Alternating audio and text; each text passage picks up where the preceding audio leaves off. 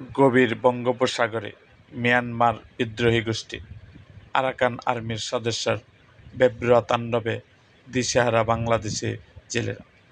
আবারও সাগরে মাছ শিকাররত অবস্থায় দুটি ট্রলারসহ বাংলাদেশি ১৪ জন জেলেকে ধরে নিয়ে গেছে উক্ত বাহিনীর সদস্যরা।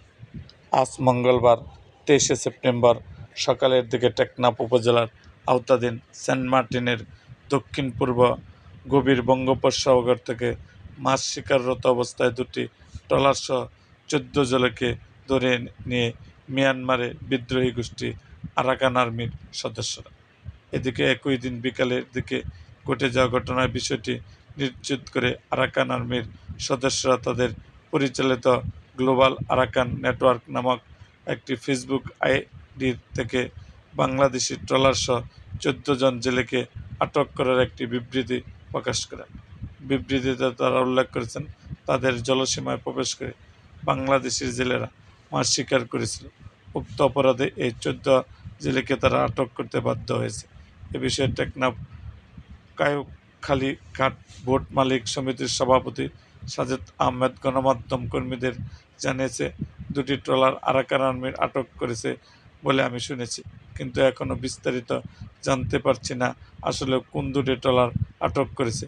খোঁজখবর নিয়ে বিষয়টি বিস্তারিত জানাতে পারবে বলেও জানান তিনি।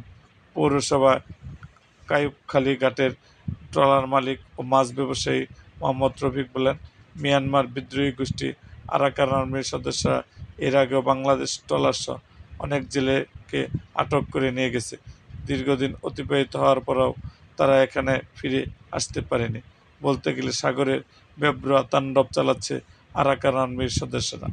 এ বিষয়ে জানতে চাইলে টেকনাফ উপজেলা নির্বাহী কর্মকর্তা শেখ এহসান উদ্দিন বলেন, আমিও বিভিন্ন গণমাধ্যম কর্মী ও ফেসবুক সোশ্যাল মিডিয়ার ভাইরাল হওয়া পোস্টের মাধ্যমে বিষয়টি জানতে পেরে সংশ্লিষ্ট বাহিনীর ঊর্ধ্বতন কর্তৃপক্ষকে অবহিত করেছে। পাশাপাশি স্থানীয় জেলেদেরকে সচেতন হয়ে নিজ দেশের জলসীমা অতিক্রম না করার জন্য আহ্বান জানিয়েছে এই কর্মকর্তা। এরকম আরও ভিডিও পেতে এবং রাজনৈতিক অঙ্গনের নানা ঘটনা ও ইতিহাস জানতে আমাদের মুক্তাগাছার ইতিহাস মিডিয়া ইউটিউব চ্যানেলটিকে সাবস্ক্রাইব করুন এবং পাশে থাকা বেল আইকনটি বাজিয়ে দিন।